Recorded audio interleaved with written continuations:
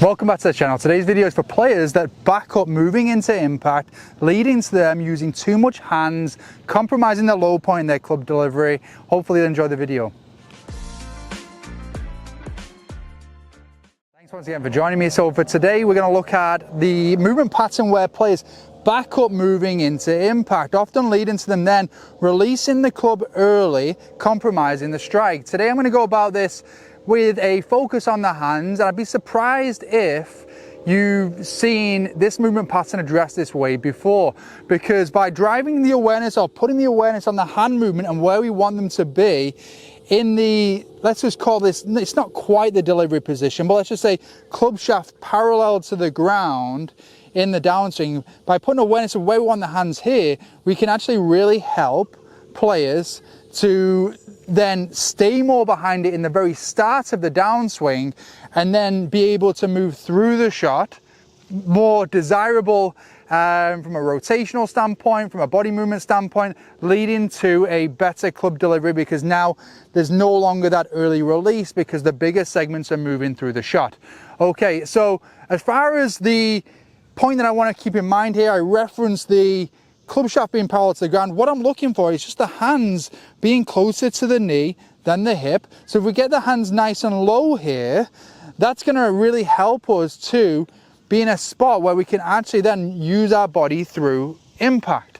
For two reasons. One, if we get the hands nice and low, we've allowed the trail arm to move in a good sequence. So the upper arm, the forearm and the hand are going to be moving in a nice sequence on the way down. The trail arm segment is something that I don't see referenced too many times, but if we get the sequence of the upper arm, the forearm and the hand moving nicely in downswing, we're going to get this position here where the hand is nice and low, and that's going to be in a spot there where we can then rotate into impact. Very hard for the trail arm to move in a good sequence if the body is getting ahead and then we're having to back up.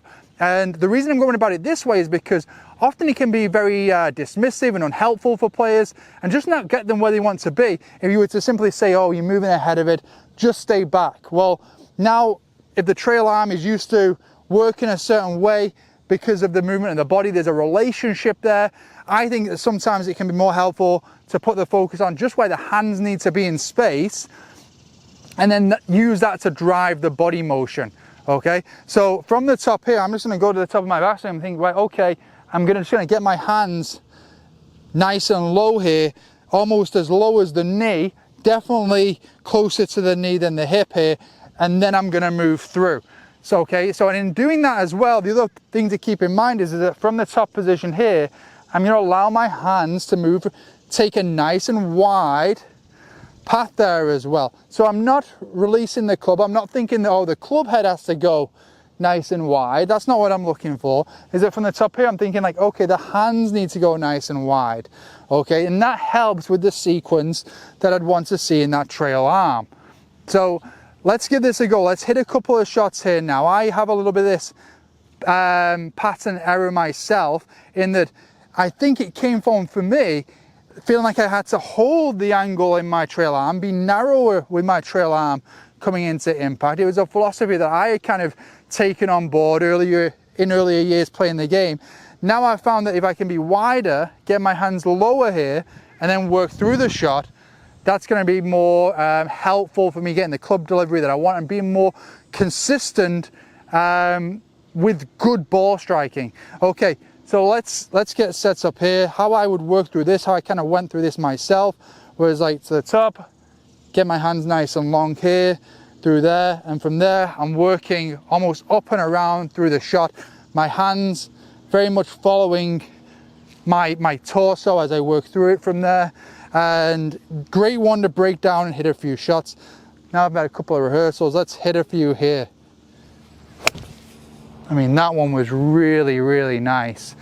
And really my focus in that was just get my hand nice and wide, get my hands here, then I can turn through. And if I get this spot here, it feels as though my whole trail side can turn onto the ball really easily.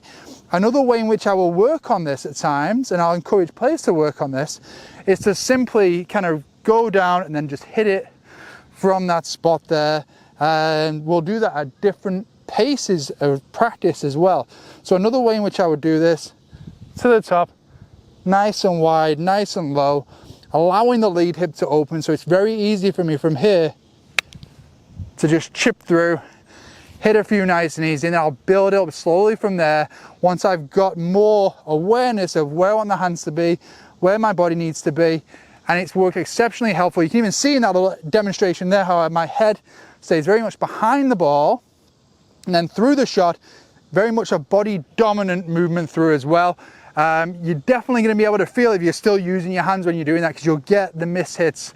It'll highlight it, which you want in training. You want your training to give you accurate feedback to what's actually going on.